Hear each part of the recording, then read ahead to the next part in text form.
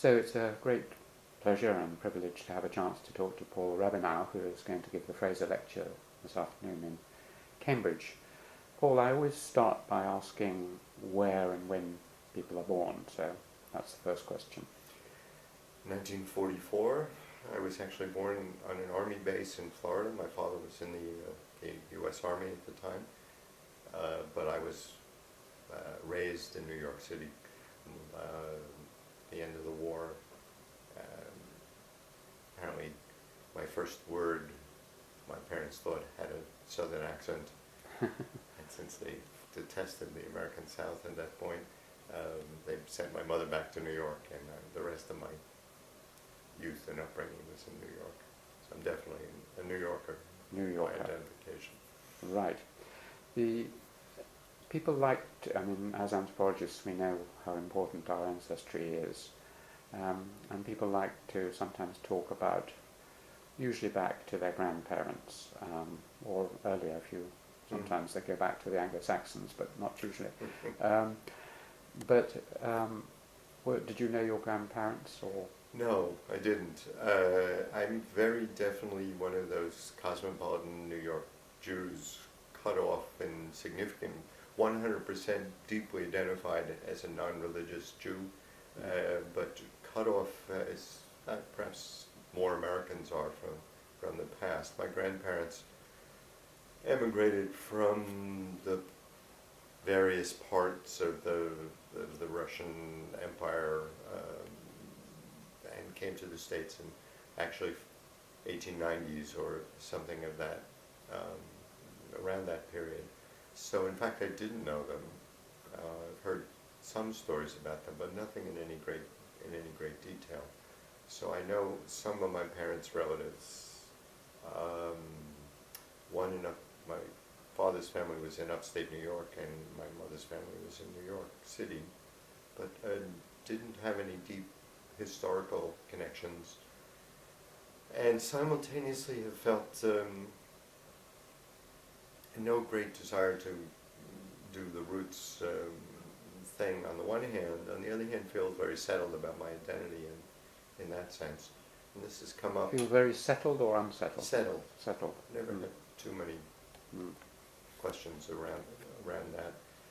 Although, as you've met my wife Marilyn, she's a Chinese American, and we have one child, Mark, who's now at New York University, and so he's Californian, Chinese American, Jewish American.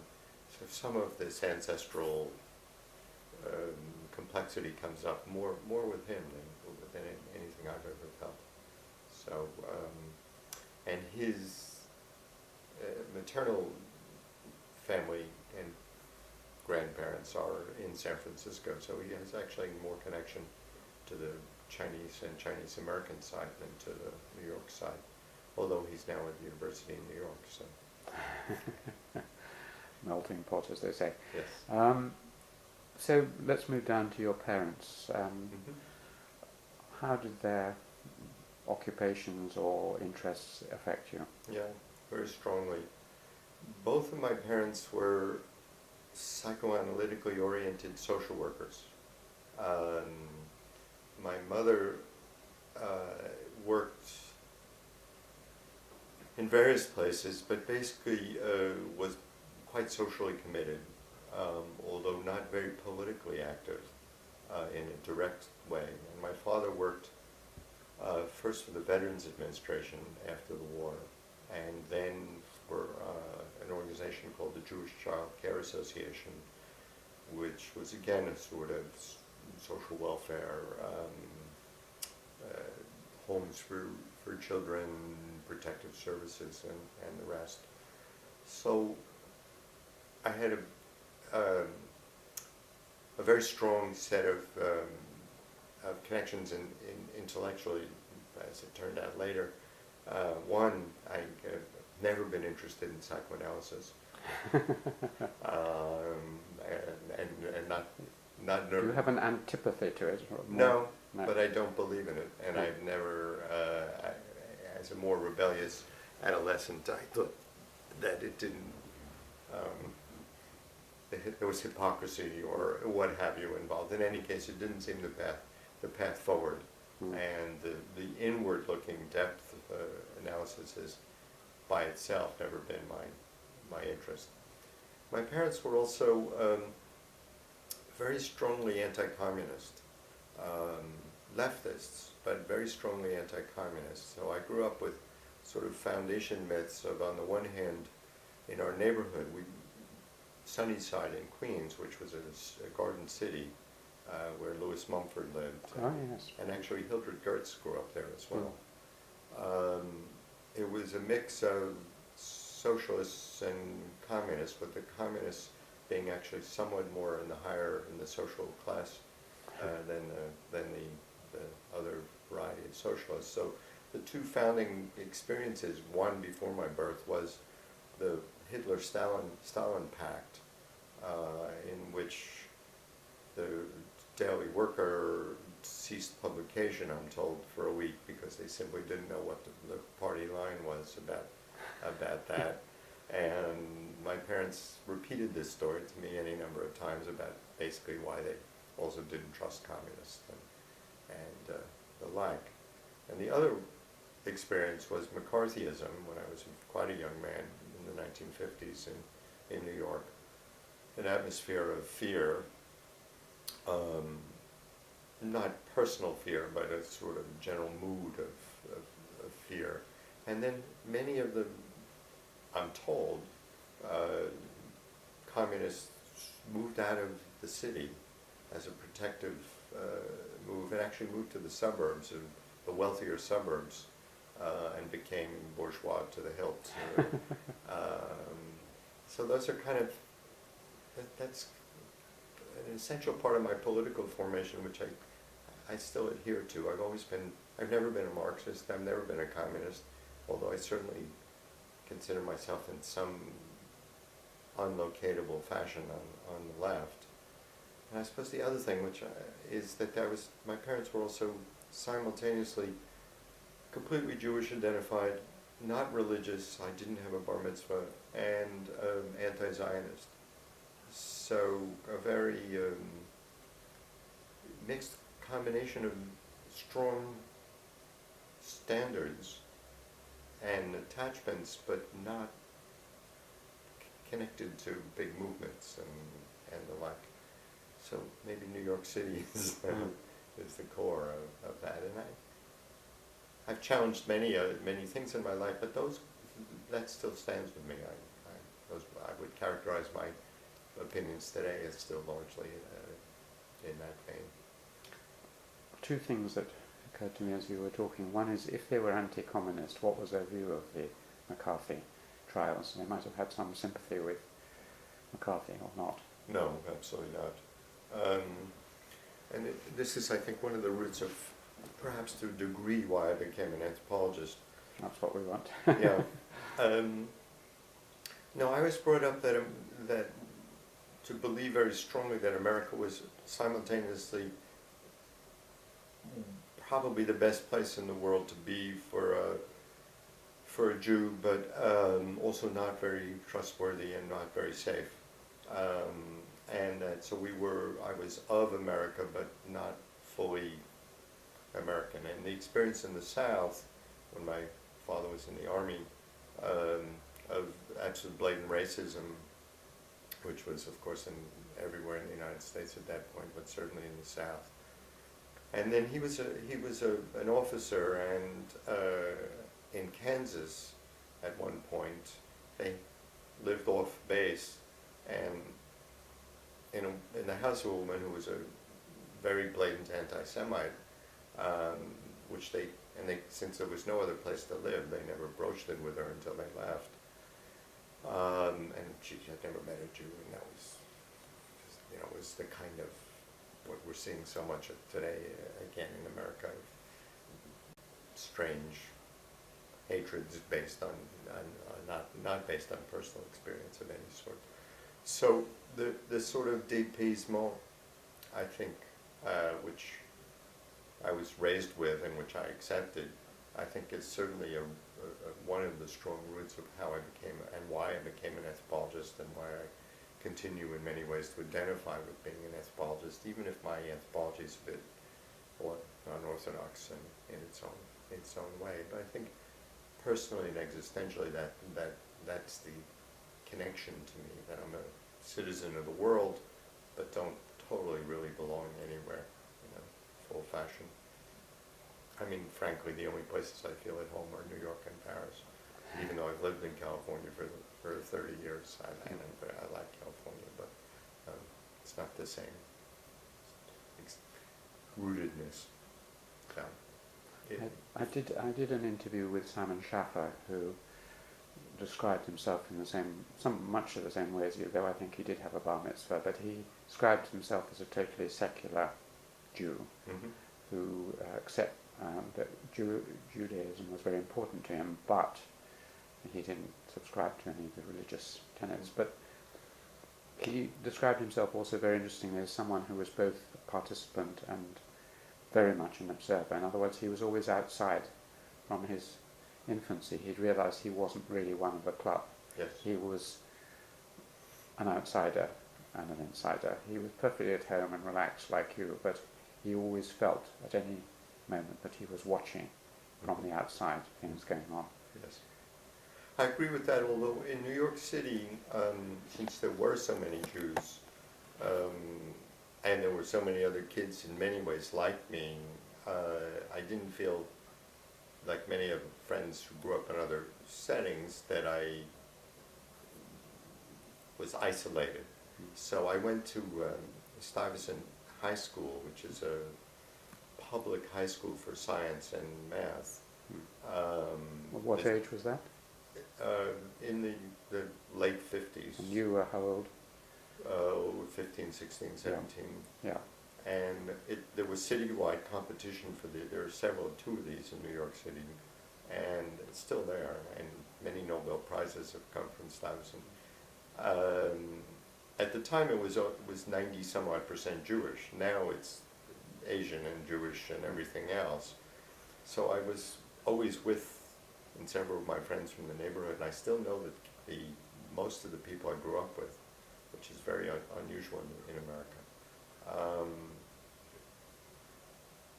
So I had that context, and that was in Manhattan. So I lived in Queens, but I went to school from an early age on the subway, and therefore this urban experience and urban dimension was very strong. But I also completely agree that the core community sense in a more traditional mode was never something that I had. And you have always felt a sort of an observer from the outside, or as you described as a world citizen rather than... Very much a cosmopolitan. And France, which again I'll mention a bit this afternoon, for reasons that I don't fully understand, I've always been, since I've been really quite young, attracted to Paris and France more generally. And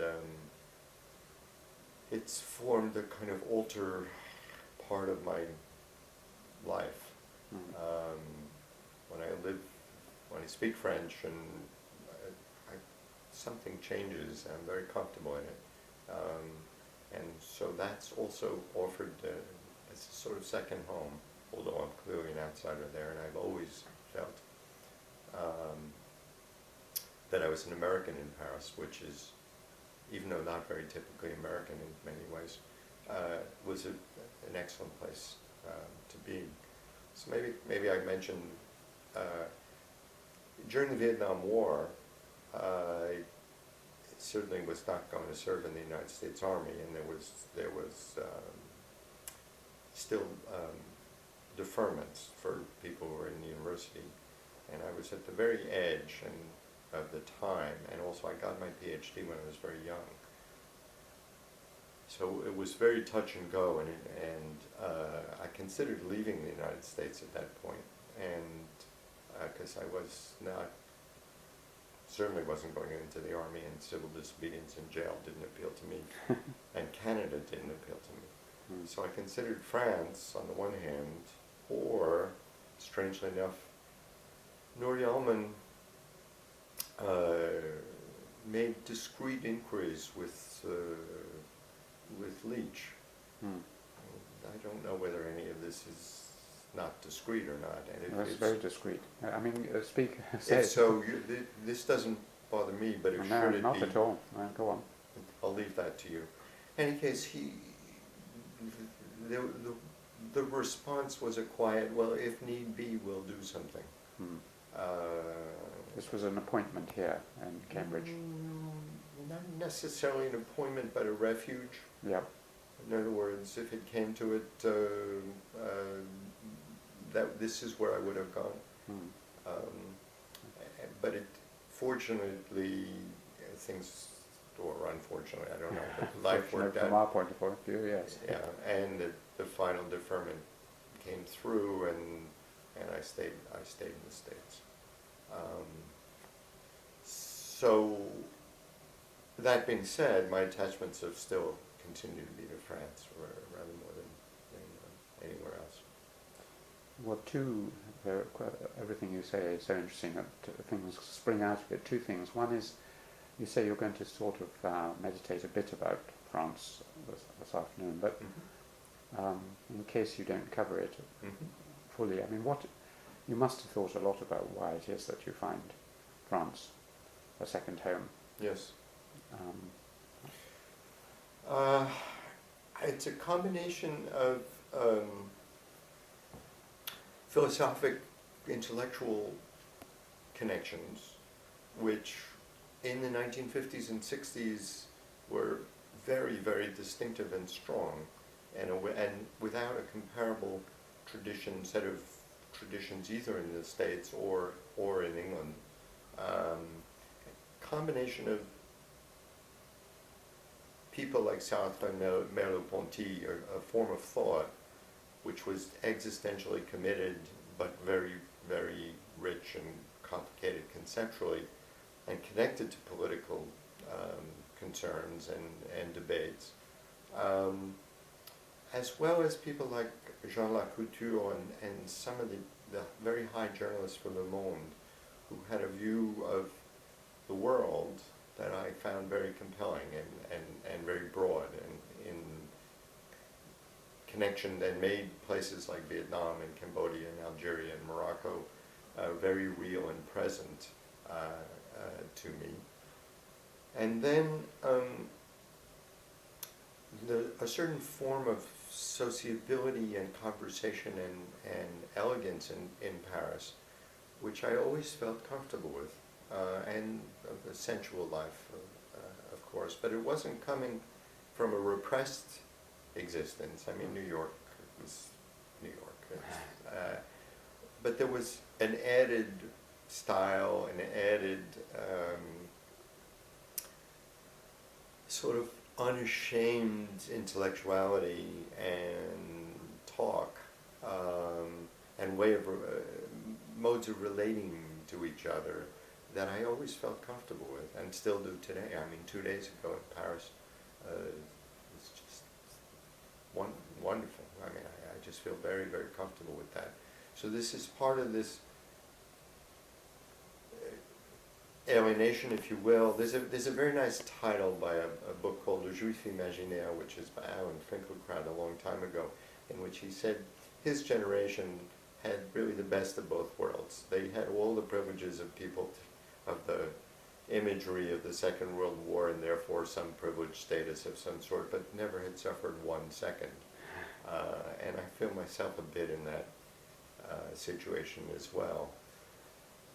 So Paris, and this is part of the anthropological connection too, that the connection to the larger colonial world, the connection to sort of global politics,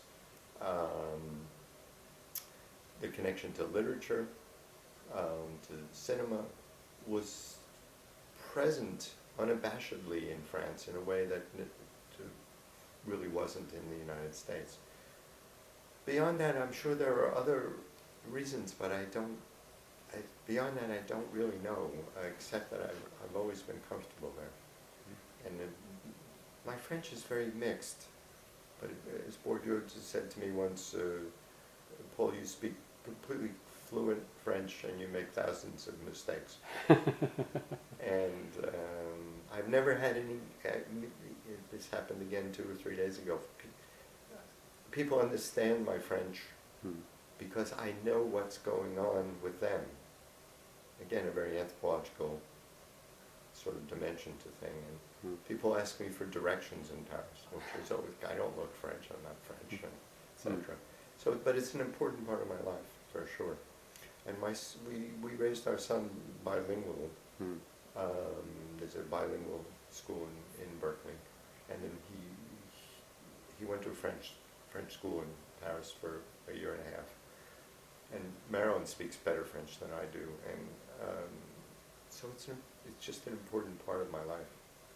That being said, in the last 10 or 15 years or so, the intellectual dimension has been diminished, because I think that both the philosophic and scientific scenes in France are rather dismal these days, unfortunately. French molecular biology is just not at the competitive scale of what goes on certainly in the States, but also in England. And they know it, and it's hard for them. And then philosophically, there's not much going on at all either. And I would say the same for anthropology. Not as a criticism of anthropology. I would be critical of philosophy, but in anthropology, it's just stayed rather traditional and still dominated by Levi-Strauss, and that's fine. It's just not what I do. So. Presumably it led on well, we'll come to Morocco later, but you must have had some connection with your interest in choosing to work in Morocco. No. I went to Morocco because of Cliff. Yes. With Gartz, which I'll mention very briefly again this afternoon. I was actually originally interested in Buddhism and wanted to work in a Buddhist country, and had done a lot of work with Mircea Eliade in history of religions, and then with Yalman. And at the time, and then again, as I'll mention, with Barney Cohen, and for a variety of reasons, various places that seemed possible to work with was an alive Buddhist setting closed down politically for a while. And then along came Gertz and said, in his inimitable style, want to work in Morocco? Basically, I said, where's Morocco? And that was the connection. Of course, there was a political connection to Algeria and colonialism and what have you, but I didn't know really much about Morocco per se, although obviously that changed. So that the things dovetailed rather than causal, if I can put it that way. When you mentioned Buddhism, linked to the other thing I was going to ask you, it always comes up in the interviews, which is your religious beliefs, because you started off by saying that you were fully secularized Jew, but since then, have your religious beliefs changed? Do you believe in God, for instance? No, I don't. And there's some beautiful passages in Tristes Tropiques where Lévi-Strauss talks about Buddhism, which is sort of relatively close to what I felt much more strongly as a younger person, and which has stayed with me, I'd say, in a quieter way all the way through. This question is interesting because in the last several years I've been working with a youngish, not that young, student who's just finished actually right now a degree in theology and is going to get a degree in anthropology, Gaiman Bennett, and he's a Christian and a very practicing and devoted Christian. And we get along remarkably well, and we're talking a great deal about ethics and science and what have you. But it's clear that the larger theist dimension sort of radically disparate. I don't have any, and he does. And yet, this is, to me, again, a kind of interesting anthropological dimension where ethically, this seems to not cause any problem. And I frequently related to people with strong religious beliefs, but that are quiet, if you know what I mean. So, for instance, Michel de Certeau was a Jesuit, and had a number of Jesuit friends. And I think it's the fact that they care and that they're thoughtful and committed and concerned. And I don't have to share, again, anthropologically, I don't actually have to share other parts of their belief system while finding them humanly worthy of friendship, perhaps is one way to put it. So, again, I would say that was an anthropological dimension of my existence, if I can put it that way. There's been a lot of discussion, I don't know whether it's quite as the case in American intellectual life in this country, caused or related and often fomented by Richard Dawkins about the opposition between science and religion. Dawkins argues that science has disproved religion and we can't be religious. What are your feelings about that? Yeah, I'm absolutely uninterested in that argument. I'm not a positivist. I think there's a big difference between this form of 19th century militant positivism and basically what perhaps the simplest way to put it is a Weberian position in which science does not answer ultimate questions and can't answer ultimate questions. I don't think that's what science is. So when science becomes a religion, a worldview, a cosmology, then it parts company, it seems to me, with its deep critical functions. And so I'm not, whereas I'm not a believer or a theist, I'm also not a militant atheist. And I think that debate is leads into a range of different discursive and existential corners that I don't want to go to, and I never felt the need to go to. The same at a philosophic level with people like Habermas or Charles Taylor, who somehow make the argument that unless we have sure foundations for our ethical life, that we flounder.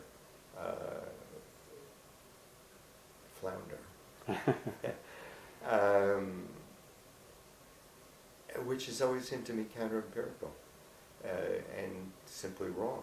I think no one's ever proved the ultimate foundations of anything to everyone's satisfaction, and yet ethical life and decent human relations seem to me not all that common, but not impossible either. So I'm very much not looking for ultimate stopping points, as it were. And again, I think there's some anthropological dimension to that as well, or a certain respect for the complexity of different commitments, and again, a cosmopolitan Enlightenment sense that we have to live with difference, and that basically can be a good thing. And that intolerance, which many scientific people, perhaps, I don't know Dawkins, but one sees that it's not so admirable. And a certain arrogance and contempt for other people's way of life is not something I admire. Listen to James Watson and you will realize that Max Weber was right, that only, as he says, big children in editorial offices think that because you're brilliant in one thing, you have any deep insight into something else. So.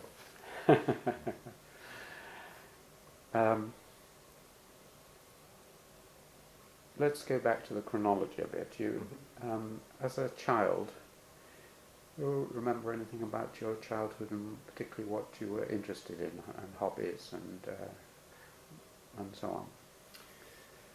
I was very passionately involved in sports. like many other people.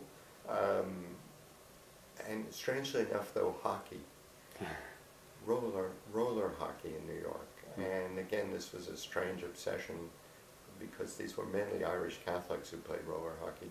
The Jews played basketball. And so I was the only Jew in the Catholic youth organization. And so that also meant I lived outside of the home a lot. One went to parks, cement parks, not beautiful parks. But this was also always very, and with mixed ethnic and religious and age, and that was always very important to me. And later on, I was a swimmer and a runner. So that was one dimension of life. And then fairly early on, interested in literature and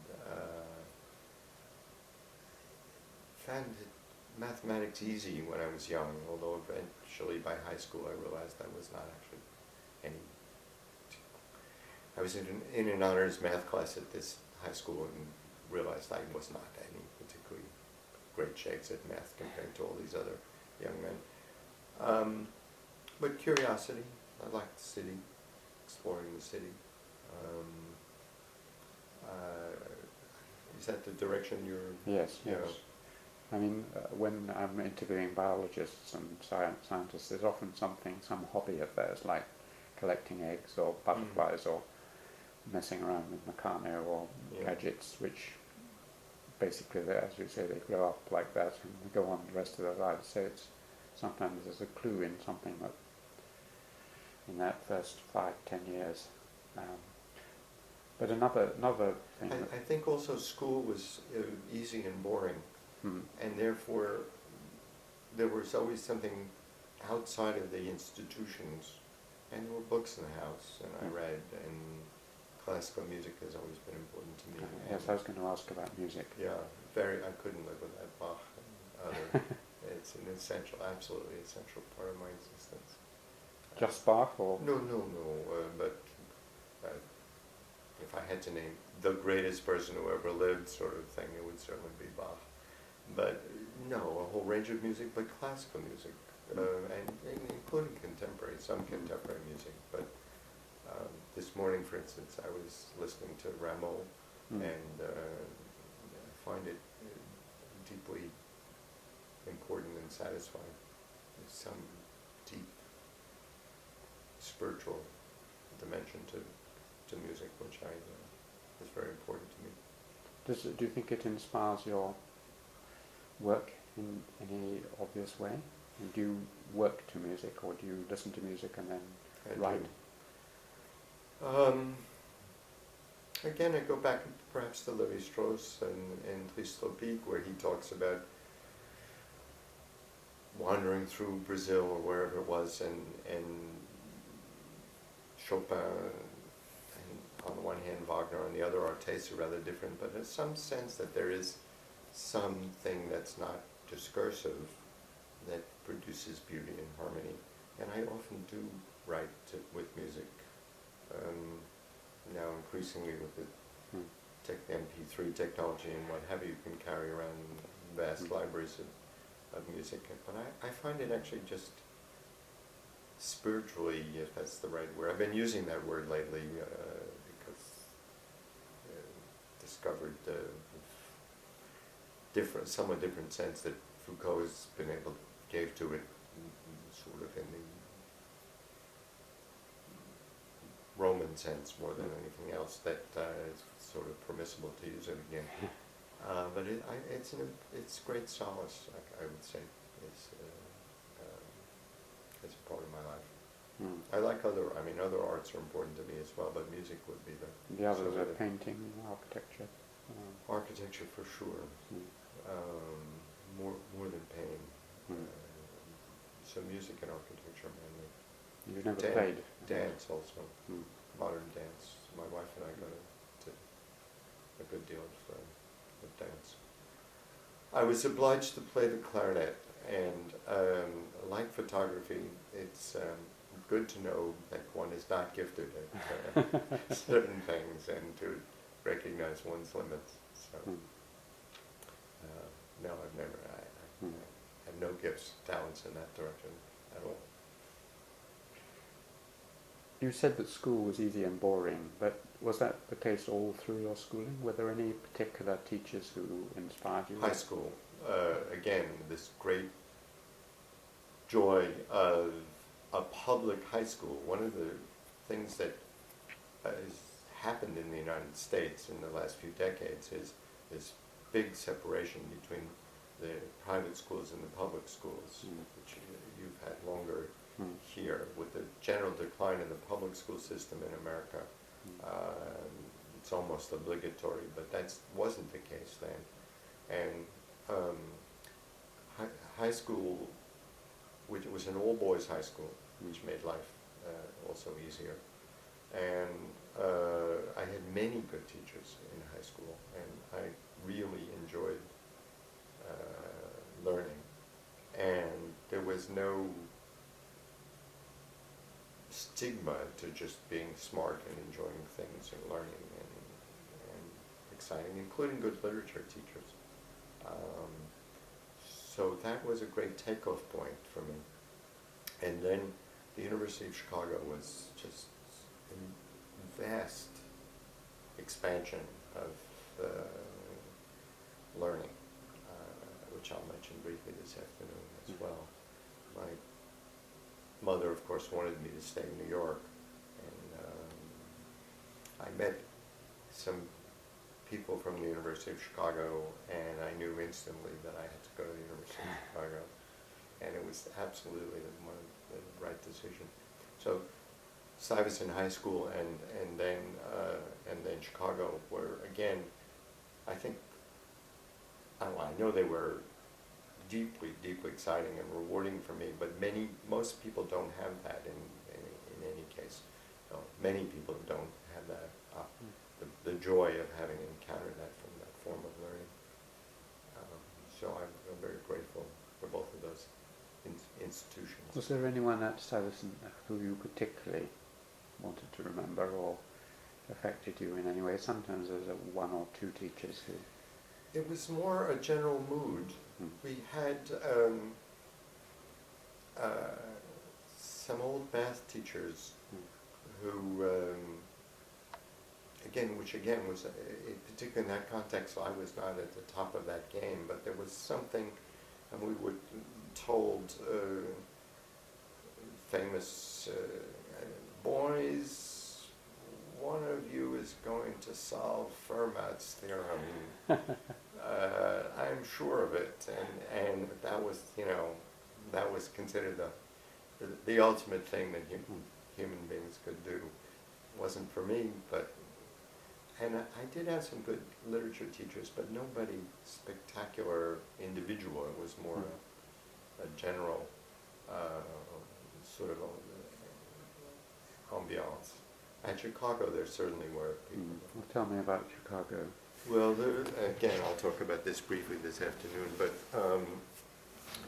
the fact that the so-called Hutchins College, the structured curriculum, was sort of basically still in existence, was tremendously rewarding for me. And then Richard McEwen, who was a great Aristotle specialist, but also proverbially knew everything about everything, one of those kind of thinkers, and a great teacher too, a difficult and not very pleasant human being, but Is he still alive? No. Okay. Again, I mentioned this briefly, in the book Zen and the Art of Motorcycle Maintenance, McEwen is the nasty figure, and he was a difficult person, but as opposed to the portrait there, for me it opened up vast horizons of learning and Why were you doing Aristotle? I mean, what were you doing as a degree there? The curriculum was a general curriculum. So, for instance, McEwen taught a series,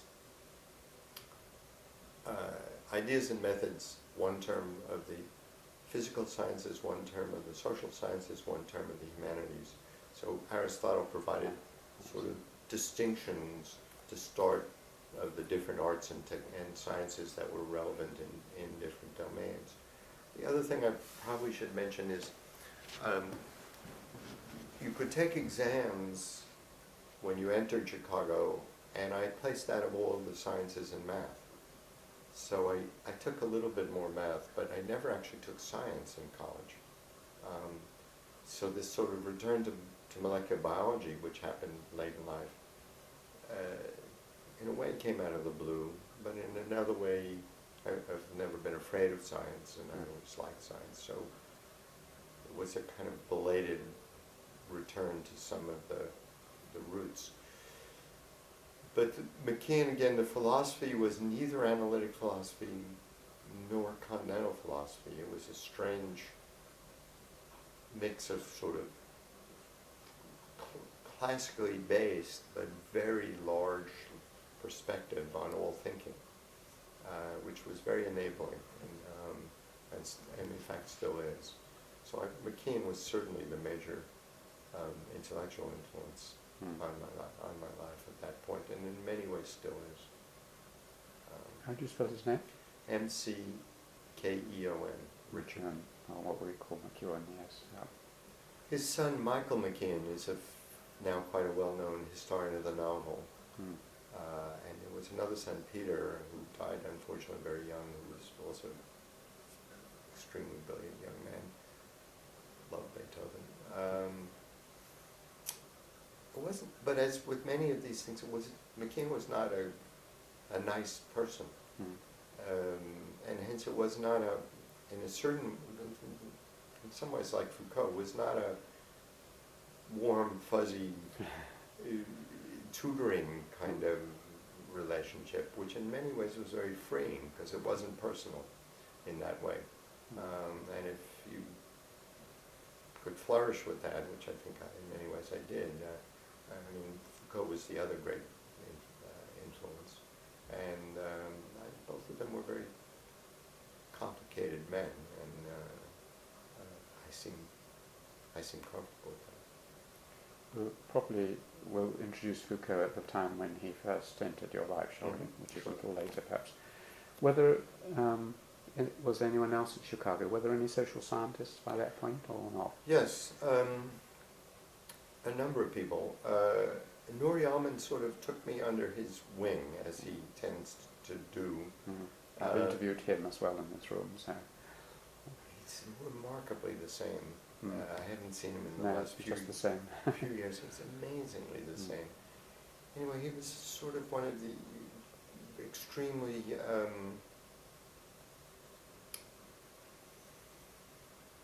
avuncular and supportive, and so between McKeon on the one hand, but then there was a social science world which included Gertz and Barney Cohen and others, but they were a little bit more distant, and I encountered them a little bit later on. But Yalman, quite early on, not only was, since I was also interested in structuralism at that point, was also generous with his time and very encouraging. And so I don't think I actually, quote, learned that much from Noor. But he was very supportive and helpful and kind in a way that sort of contributed to being invested in being connected to anthropology. By the time you'd finished that undergraduate degree, had you decided what you were going to do, or what happened then? Well, again, I had a very strange, unusual trajectory. And you'll hear again a little bit of this afternoon. The anthropology department in Chicago was, of course, a very distinguished place, which meant they didn't teach very much. And so I was interested in Indian civilization, and McKim Marriott was there too, wasn't he? McKim Marriott was there, actually. Milton Singer and Noor were perhaps more directly, and Barney were toward directly the people. So I had that broad introduction. I took the basic courses, and then since they weren't offering any other courses, Newer allowed me, or had them allow me, to take the basic graduate sequence systems. And at the end of that, he said, and I agreed, why don't I take the exams? And they said, you can't take the exams, you're an undergraduate. But I said, but I took the course, why shouldn't I take the exams? So they said, because no one's ever done it. And I said, this is Chicago, like, you can't give me tradition as an answer. So I did, and I came out at first. So I was finished with my doctoral exams as an undergraduate. And hence it made sense to go to graduate school in Chicago. And anthropology seemed to me to offer many intellectual depth, ways of staying out of the university as one's whole life, bit of exoticism and challenge, and then a lot of smart people who I thought were doing exciting things. So I went to Paris for a year. The deal was I was the first undergraduate to be admitted to graduate school from Chicago. And we made a deal that if I went to Paris for a year, they would let me come to graduate school, but I had already basically finished graduate school. So I went to Paris and listened to Lévi-Strauss and Louis Dumont, and then went back to Chicago and was actually kind of tempted to be a physical anthropologist. And Clark Howell kindly sort of suggested that he didn't think I had the temperament and that I might never find a bone. And then Cliff said, do you want to go to Morocco? And off I went. But I maintained a strong connection to the college and McEwen and the world around that type of thinking throughout graduate school, because again so I've never been fully socialized in a way, which perhaps partially explains some of the things I've done. That year in Paris obviously was the beginning of this second home. I mean, many people will have read and heard about Lévi-Strauss and Dumont. What were they like? Did you get to know them at all, either then or later? Yes. Lévi-Strauss was extremely fond of and kind to young Americans. And so his seminar, this is 1965, his seminar had 250 people in it. Good grief. It was, very trendy, and he was extremely nasty to most of them. But there were 3 young Americans. He was very, very kind to us and allowed us to sit at the table and what have you. But and then several times he came through Chicago. So I talked to him, but he wasn't the kind of person that you became chatted with. Dumont was a much more complicated figure. At the same time, his seminar had 4 people in it, and he was very, very bitter. What was he bitter about? Because of the 4 people, or yeah, definitely, and that his thought and his he'd written Homo Hierarchicus, had he by then, or published it? Perhaps not. It was 1967, actually. I think. Yeah, he was certainly thinking about it, and the course was the 2 theories of kinship course. So when I was a very young man, I went and said hello. He gave me a several-hour lecture basically on Homo Hierarchicus and why the Nazis, and had motivated his thought and what his problem was about trying to explain the West, and a good deal about his life and what have you, and clearly very eager for students and connections.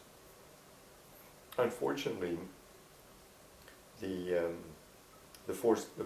course, there were 4 people to start with. There were 2 Tamil specialists, a young Scotch kid and me, and by the 3rd or 4th week, there was a lot of Tamil kinship terminology being just used, and we both disappeared, which Dumont got very, very grumpy about, and told David Schneider I was, a horrible person, what have you. And then this got resolved several years later with there's a wonderful event in New York City on Christmas Eve. There's a midnight Mozart concert at Carnegie Hall, and this was always part of my youth, and snowing, and it was a beautiful night. But the seats are, you have to run in and get seats. So we're running in with my friends, and there's Dumont and his wife. And I said, Joyeux Noël, Monsieur Dumont, and he looks the other way, and his wife says, tu m'aimes, Louis. So then he gave up, and we shook hands, and we sort of kind of reconciled at that point. And I saw him again in Chicago a number of times. And I actually think his thought and his work is extremely important, and in some ways, actually more complicated and interesting and wider and broader than Levi-Strauss's.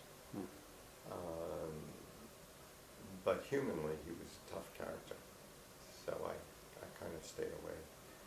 I also went to several philosophy lectures at the Collège de France, Jean Hippolyte, and on Hegel, and Jules Villemin on Kant, so there was a sort of French history of philosophy tradition as well, which played in later to some of the other work that I did. When Clifford Geertz said, go to Morocco, you duly obeyed him.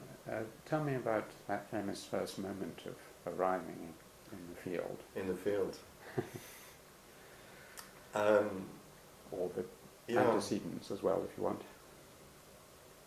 Well, as you know, Cliff was not a warm and cuddly and comfortable human being, and even less so, in the 60s. And so the contact with him was minimal. It was intellectual, but not much else. And so he facilitated things. There was a young Moroccan who taught us some Arabic and what have you, but basically I was on my own. So I flew into Rabat, and my first experience in Morocco was astonishment at the fact that Rabat was this extraordinarily beautiful city, and basically a French Art Deco city, along with the Medina, but no one in the literature had ever talked about this before. So my first experience was sort of, ooh, wow. And then eventually I went back and did some work on French colonial planning and what have you. So there was that. And then the experience in Sefru and then in Sidi Hassan in the countryside, I would say that the main thing was how difficult Arabic was for start and continued to be. I have to say recently that learning molecular biology is nothing compared to learning Arabic, and then it was a complicated, difficult place, Morocco, and it was a sort of testing experience in many ways. But I wouldn't say I ever became deeply enamored or engaged with Morocco. And Cliff was in the city and pretty much absent. Hildred was always more accessible and helpful, but I didn't have a big connection there either. So Morocco was a kind of, I wanted to be an anthropologist, I wanted to do something like that. I did it, but I knew I didn't want to do that again, and that had I known, which is of course ridiculous, I should have gone to Fez and lived in Fez cities rather than in the countryside, and I think I would have had a much different experience there than the one I had. Whether that would have ultimately changed things, I don't know. But I don't know if that's the direction you're going. There are two questions out of that. One is you wrote a book on reflections on fieldwork in Morocco. Why did you write that, and what was the sort of main conclusions out of the book?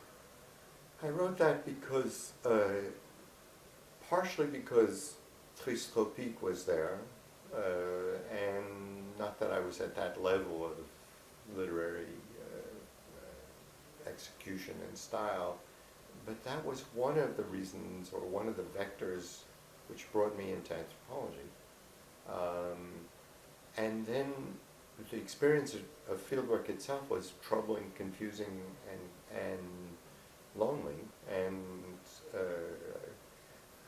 I was trying to figure out, and I was interested in questions of what kind of knowledge is anthropological knowledge, and basically, so I was trying to figure out what it is I was learning, and how it was that anthropological knowledge was actually produced, because that seemed to be one of the important dimensions of what was going on. That being said, as I've mentioned in the new edition that came out a year or two ago, the real structure of the book is Hegel's phenomenology of spirit, and it was a kind of unfolding of knowledge in various stages. So of course people read it as a very personal book, which in many ways I guess it is, but its intent was absolutely not that at all. It was a kind of way of staying sane and trying to figure out what it is I had been going through, and did I want to continue to do this. I wrote it very quickly, and how soon afterwards? I wrote my thesis first, and then I wrote, then I wrote this. So it was a few years later. When you say very quickly, how quickly do you write? Or did you write that? I wrote it in a month or so, which was, so it was, I mean, it was rewritten and reworked on a bit, but also Cliff hated it and told me it would ruin my career, and it was rejected by 6 presses. That's a good sign. And so I basically had given up. And then, again, as I'll mention briefly later, Robert Bella basically saved my career and this book at the same time, and went to the University of California Press and said, publish this. And they did, and now it's 30 years later, it's still in print and the rest. But I wrote it for myself, as kind of, as I say, orientation and figuring out what was going on, and what was I doing, and did I want to continue to do this sort of thing. So some books are quick and some are not. Yeah. That was quick. Just, we've only got 3 minutes to go, but on this particular tape, but a great friend and senior colleague of mine worked for many years a bit in Morocco. That was Ernest Gellner. Did you know Ernest? Well, of course, I encountered Ernest. I didn't really know him, and the first book review I ever had was a full page in the TLS attacking my book, not reflections, but the symbolic domination, and called Saints and Their Descendants. And so I called Cliff, this is terrible, and Cliff and everyone else assured me it's the best thing that could have happened, and that Gellner no doubt considered me to be in his debt because he had attacked me publicly in an important place. And then he came to Berkeley a while later, and a number of years later, and of course it's exactly true. He considered that I was in his debt, and I took him out to lunch and we talked, And that was perfectly cordial, although then later he got very nasty again. So about writing culture and that range of things. Deeply, irrationally hostile, not particularly to me, but to the whole thing, as was Cliff. So I never really knew. And actually I came to Cambridge once and he didn't come to my lecture and what have you. What do you think of his Saints of the Atlas as a book? I thought it was very British and more about British anthropology than about Morocco.